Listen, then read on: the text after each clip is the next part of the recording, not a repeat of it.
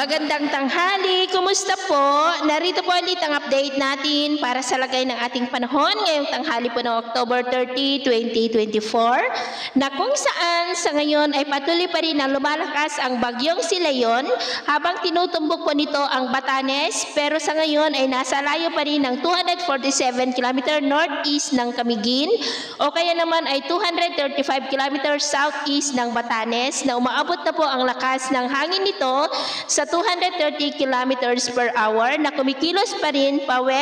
northwestward sa bilis na 15 kilometers per hour. At mamayang gabi ay nandyan na po sa silangang baybayin ng Batanes at posibleng itaas hanggang sa wind signal number 4 o kaya po ay number 5 sa mas lalo pa na paglakas at paglapit ng bagyo dyan po sa may isla. At bukas ng hapon nagbabanta na po yan na mag-landfall dyan po sa may Taiwan at sa Biyernes pa yan makakalabas dito po sa loob ng ating area of responsibility. Sa susunod po na mga oras ay posibleng itaas ang wind signal number 4 dyan sa may Batanes at Babuyan Islands. Pero sa ngayon ay nakataas pa rin ang tropical cyclone wind signal number 3 sa may Batanes, maging po sa eastern portion ng Babuyan Islands, dyan po sa may Babuyan Islands. Signal number 2 sa nalalabing bahagi ng Babuyan Islands, Cagayan,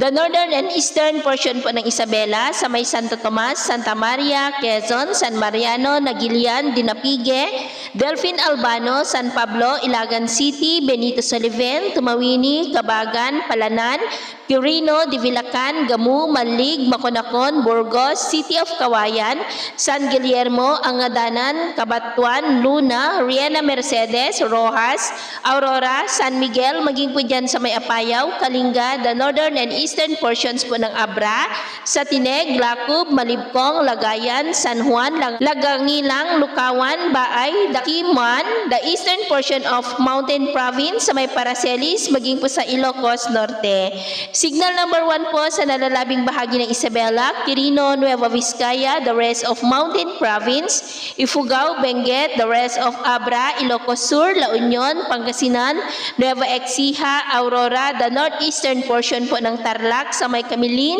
San Clemente, Paniqui, Moncada, Anao, San Manuel, Pura, Ramos, Victoria, Gerona, Santa Ignacia, City of Tarlac, La Paz, maging po sa northern portion ng Bulacan, sa may Doña Remedios, Trinidad, San Miguel, the northern portion of Quezon, sa may Infanta, General Nakar, kasama na po ang Polillo Islands, Camarines Norte, the northern portion ng Camarines Sur, sa may Siruma, Tinambak, Lagonoy, Garki, Torena, Karamuan, maging po sa northern and eastern portions po ng Catanduanes, sa may Pandan, Gigmoto, Bagamanok, Panganiban, Viga, Baras at Caramoran.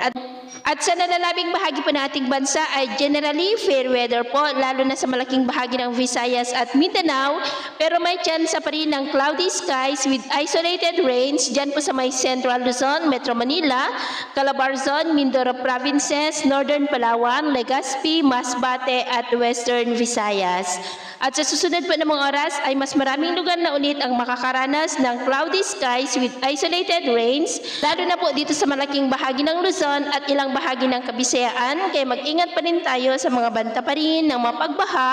at pagguho ng lupa. Sa atin naman pong mga baybayin ay huwag na po muna tayong papalaot sa buong seaboard ng Northern Luzon, maging po sa silangang baybay ng Luzon at Visayas at maging po sa eastern seaboard ng Mindanao dahil ang mga alon dyan ay posibleng aabot po hanggang sa 5 to 10 meters height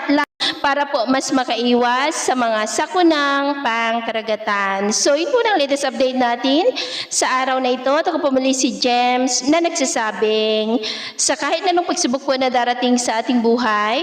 huwag na huwag po tayong mawawalan ng pag-asa. Thank you and God bless!